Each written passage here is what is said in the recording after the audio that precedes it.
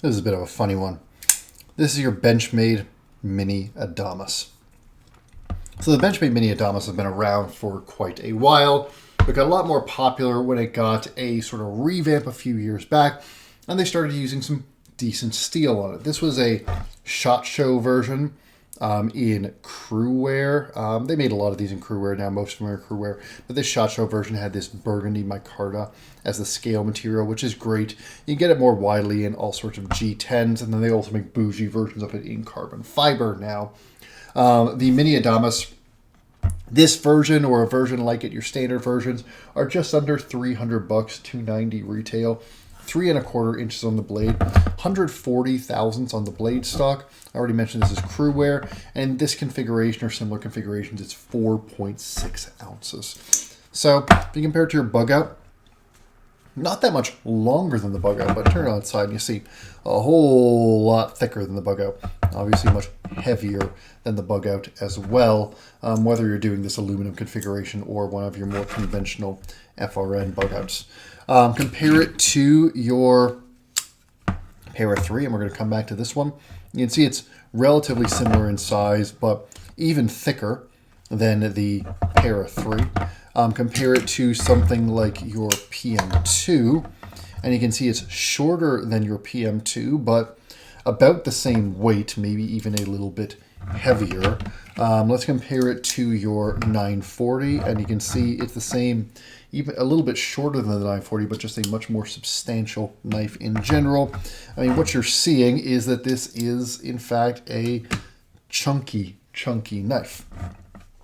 And even though it's the Mini Adamas, that's because the full-size Adamas is a gigantic knife. It's not that the blade size, the blade length on the full-size Adamas is that huge, though it is big. It's like the full-size Adamas, even thicker on the blade stock, even thicker on the handles. It is just a huge hand-filling knife. So this Mini Adamas is still very much a mid-size sort of knife. It's on the smaller end of mid-size just because of the blade length, but it's a chunky knife. Now, the whole Adamas series, they're designed by Sibert knives. I think it's Shane Sibert. Sibert does really gorgeous, really high demand customs. I think he's one of the most brilliant custom makers on the market. He also does a lot of stuff for Benchmade, not just the Adamas series, but he's doing more and more fixed blades with Benchmade. He had a bunch of old collaboration with Benchmade, like the Pocket Rocket, things like that. He's probably done half a dozen different designs with Benchmade by this point, and they look great. And they also tend to have really nice ergonomics, and they tend to have a very heavy-duty, hard-usey kind of both aesthetic and function to them. And when you look at the Mini Adamas, everything about this thing is meant to be heavy-duty. So your blade stock here, 140 thousandths, which for Benchmade is very thick. That is the same blade stock at the base as your Para 3, which is also the same blade stock as the base as your PM2. So it's not like it's super thick blade stock, like by Hinderer standards, this would be mid-sized blade stock, but it is very thick for Benchmade. But then you look at how this blade is ground, a bit hard to see with the Cerakote, and this is Cobalt Cerakote on the finish here, but it's full thickness all the way out to here. The swedge kind of hides it, but up to here it's full thickness. And then even toward the tip, it keeps that thickness very much out toward the tip. This is a thick tip that is meant to really be, you can stab with it, but it's meant to be a very durable tip. Similarly, that thickness, you got a really cool looking fuller here, but the grind does not start until right here. And then you got a flat grind here that doesn't have that much space to drop.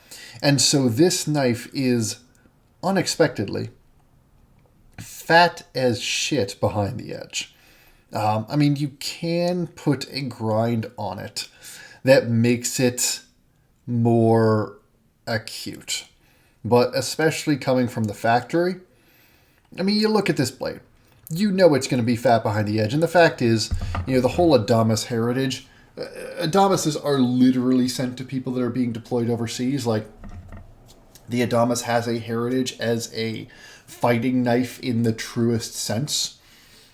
The mini Adamas, I mean, it's still designed with that fighting knife heritage in the sense that toughness is the primary thing here. And so, especially with a very nice durable steel like Crewware, you're going to have a fat edge. There are benefits to a fat edge. You can, with this full thickness all the way up to here, you can stab this into stuff and use it as a pry bar much more than you can most other knives. With a thick edge like this, you can slam this thing into stuff. You can drag this into stuff. You can drag it through your drywall, not worry if you hit a staple. You can drag it through your carpet, not worry if you hit something. You can slam it onto stuff, hit it into rocks, stuff like that. And even if you get an impact on this edge with a nice tough steel and with that nice thick edge, it's going to bend, not shatter, not chip. It's just going to be a tougher, more durable edge. But the problem, it also happens to just be a very cool looking blade with that fuller, with that swedge, with that fuller, with the nice sort of little bit of drop point that you get here, with even the way the jimping just sort of goes off the back there. By the way, it's really, really nice jimping, gives you a great place to land your thumb, and the way it just goes into the scales right here. It's a cool looking blade, and for heavy duty, hard use stuff, it's a well-designed blade in the sense that you can beat the snot out of this blade. The problem is that it's just thick. It's just thick behind the edge. So when it comes to actual cutting performance and actually like doing cutting stuff, it's just going to be less good at cutting stuff than most of your other knives. At least, if you're coming from hinderers and somehow all you've ever used are hinderers before, this will cut better than your hinderers. This will cut worse than just about every other 3.5-inch knife that you have in your collection. If you reground this and got a hollow grind on it, yeah, you could get it thinner behind the edge. That's not the way they did this. That wouldn't make sense with the philosophy of use for this particular knife. But it just means that you got to know what you're buying. You're buying a knife that is meant to be tough, meant to be abusable without breaking. And in exchange for that, you're giving up quite a bit of cutting performance. The handle is also, with 2 C's thick. But it's this beautiful, super contoured, again, micarta here, but you can also get it in G10 or carbon fiber. You got huge scallops here. You got rounding across the whole thing, big fat chamfers, a huge front finger guard, jimping. In the hand, this thing molds into your hand, and this thing fills your entire hand. This grip here, this is about as secure as knives get. I do wish that maybe these were a little bit more aggressive, these scoops down here. It's not quite at the level of something like a Spyderco Manix, but it's a pretty damn hand-filling handle, especially for a 3.5-inch knife. The way this heavy contouring rolls into your hands, the fact that you can even stick your fingers into either these grooves or these holes to get a little bit of extra traction if you want to. The whole thing, the jimping is nice, thick jimping that when you really like bite down with your hands, you really push in with your hands, it grips you back. But if you're not putting that much pressure, your fingers can just skate over it easily. Even the way they did the extra little cutout here, this whole edge where they've got the contouring, then they've got the chamfer, then they got a nice big flat. It's very comfortable while still, locking your hand in pretty nicely. It's a handle that is prioritizing ergonomics, especially under that heavier duty use over, being compact, being easy to carry, being small in the pocket, because you fold this thing up and you look at how thick and how big it is in your pocket. I'm going to bring out, again, a PM2 here, and you can see this thing is notably thicker in the pocket than your PM2. It's about the same weight as a PM2, despite being a significantly smaller knife. So this thing is an absolute pocket hog, but in exchange for that, you get these nice contoured ergonomics that Again, I wish that these scallops here were even more pronounced, so that would lock your hand in even more. But the fact is, especially if you're doing sort of like stabbing kind of stuff with this huge front guard, your hands are probably not going anywhere. I will say, just as a brief aside, I love Applied Weapons Tech's scales for the Mini Adamas, which it looks like they're discontinuing. But rather than having a contoured variant here, they flatten that out with big fat chamfers, especially the ones that have the ribbing on there. I find that those, which make the whole knife slimmer, those make this knife absurdly good and absurdly ergonomic. But even these stock scales are very, very good in the hand.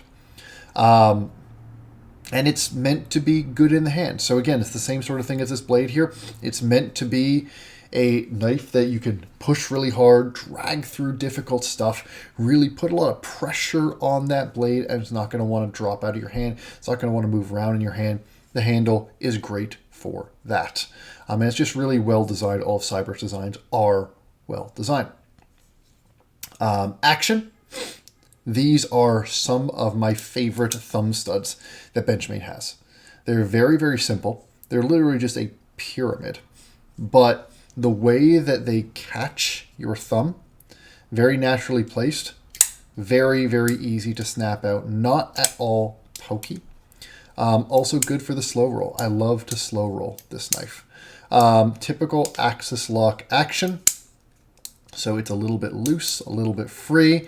You get that kind of spongy detent on the open, but this is actually a great fidget knife because those thumb studs are so good. And the fact that you just got a big, heavy blade, you know, you compare that to something like the 940, let alone, you know, something like the bug out. You know, when you're flicking the bug out here, feels like you're moving pretty much nothing.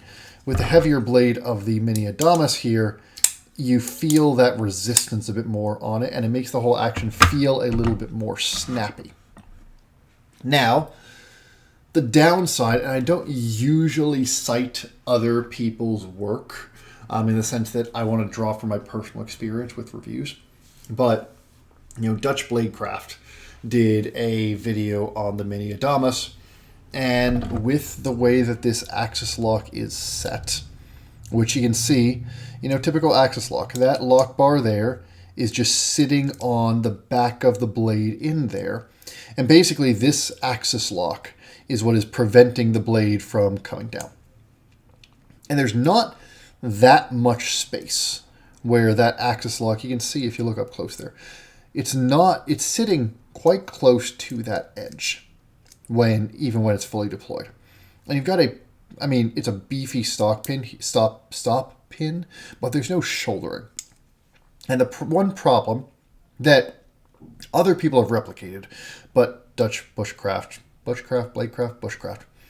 found with this is a blade that the lock can fail, especially if you're batoning with it or doing something that puts a lot of pressure on the back of this. You will get a lock failure where the blade will fail downward. That lock will break. If you really do things you frankly shouldn't be doing with your knife, but you could easily do it if you're stabbing this in and then prying and trying to wiggle it around, you could have the same experience where you have a lock failure. I don't normally talk about these things all that much unless one of two things are true. Either it's really, really bad.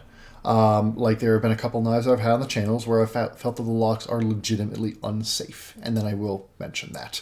Or it's just not quite suited for the purpose, because the thing is, this Adamas here, it's meant to be a big, heavy-duty knife that you can beat the ever-loving snot out of. And so I'm going to hold it more to account to the fact that you can't beat the snot out of this in every single way you might want to. Because if you're doing it, like if you're doing things like stabbing this into car doors and doing dumb shit with it, you are going to, on occasion, push it in there and then, like, say it's like stuck here, you are going to try to push the knife like this to put that force that's putting force on the back of the blade or trying to drag this blade down. that is something that you're going to expect to see in hard use with a knife that is built for hard use like this. This is a knife that is at least marketed and is in a way built to do stupid stuff that you shouldn't really do with knives, or at least stuff that most people don't have to do with knives. I understand if you're a legitimate operator in some form, you have to use your knife as a tool to complete whatever job you've got. You want to make sure that your knife can complete all those tasks. And the Mini Adamas demonstrably fails on one of those tasks. And so that's worth calling out, given what it is. The other thing that I will just mention here, going back to that blade, because, we've gone through the knife here. It's a typical axe log with a particularly good action. It looks really cool. It's typical Benchmade fit and finish, meaning everything is very nicely put together, while nothing is particularly impressive or exceptional, though the blade grinds are notably quite clean and well done. It's very ergonomic, but very, very huge in the pocket. Very, very, very thick, very heavy, very big. There's no way to ignore this thing in your pocket. But then bring it back to this blade. Because what I want to talk about here is the degree to which the thickness of this blade behind the edge is kind of a legitimate issue and not just a matter of, taste. The Para 3 here. The blade stock on the Mini Adamas and the Para 3 is exactly the same. Both these blades are 140 thousandths at the base here. But the Para 3, one, has a much more aggressive distal taper. So toward the tip, it actually gets sharp and pokey in a way that the Adamas does not. If you look at those tips, night and day difference. But also, by putting a full flat grind on the Para 3 here, this thing actually gets, it's not the sharpest behind the edge. It's far from the sharpest behind the edge, but this thing will cut. It will slice. It will be sharp behind the edge. But because of how low they start this grind and how shallow this grind is, the Adamas stays super thick behind the edge. The Adamas blade is going to be tougher than the Para 3 blade. You can chip the tip on a Para 3, sure. You can chip the edge on a Para 3, sure. It's a direct trade-off. When you get that slice-your edge, you're getting a less durable edge. When you have that distal taper, you're getting a less durable tip. But the fact is, for a whole lot of stuff, short of literally, like I'm in the backwoods and my knife has to be my tool for everything, or I'm literally at war, in which case I'm probably not carrying a 3 1/4 inch blade. I'm probably carrying something meaningfully larger. But for all the stuff that most of us are ever going to do with our knives, other than 1 or 2 occasions in our entire lives, the Para 3 is as tough as anything that you need in a 3-inch or around 3-inch knife. And you get all of that toughness with better cutting performance, with better ergonomics. The ergonomics on the Adamas are very good, but the ergonomics on the Para 3 lock you in even more. You get it on something that is lighter, that is smaller and thinner in the pocket, in a wider range of blade steels, including some of which are very, very tough. And you get it, most importantly, on a blade that cuts certainly as well as you would need to. And if you lay back the edge pretty aggressively, can actually cut legitimately fairly well. It's by no means a slicer, but this thing will cut in a way that the Adamas can't even dream of. And so all of that to say, the Mini Adamas is an aesthetic.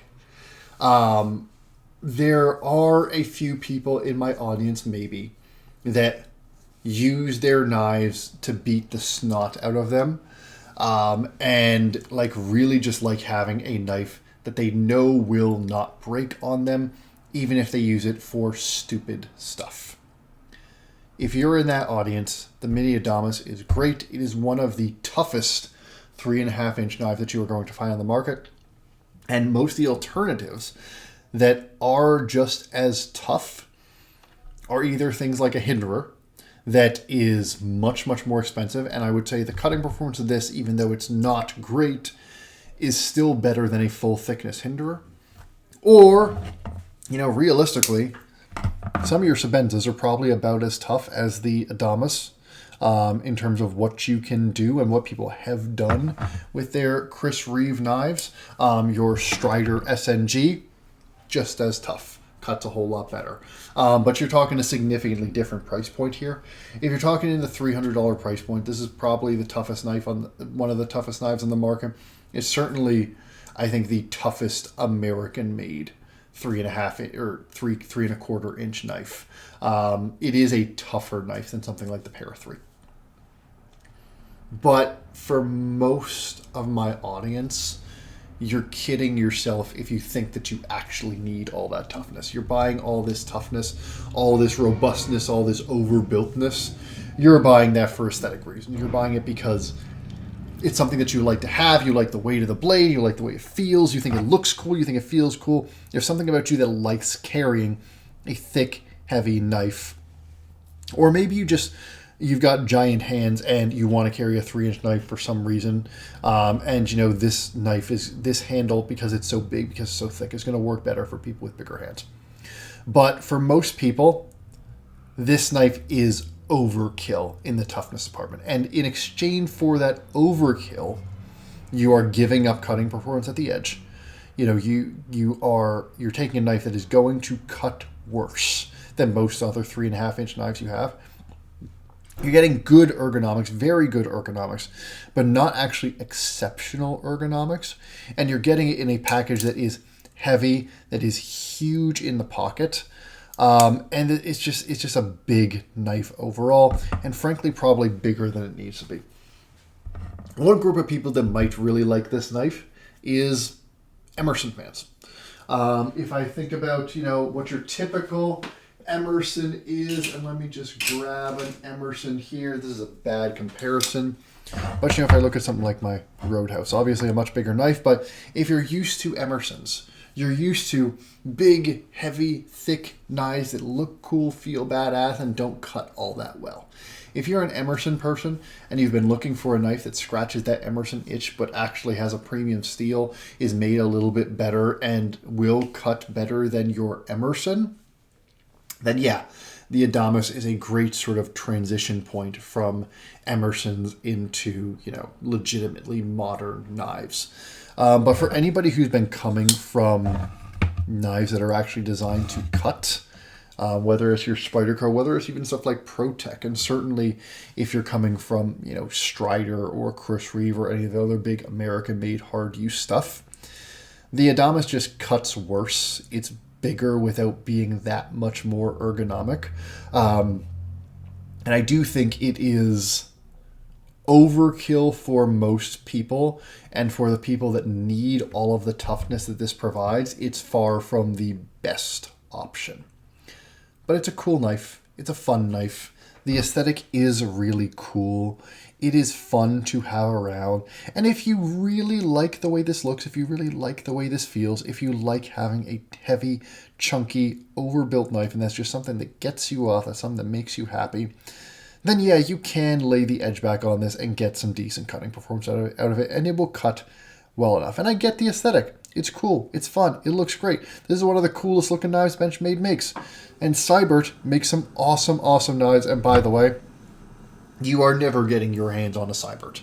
The only two ways to get your hands on a Sibert are either to go to one of his shows usually in Portland. That's where most of his knife shows are. He also shows up at Blade Show and stuff like that, in which case there's a million people clamoring for a Sibert. Or you go on the secondary market, in which you will have the privilege to pay upwards of $2,500 for most Siberts in good condition, and most modern Siberts are north of $3,000. And frankly, I see why.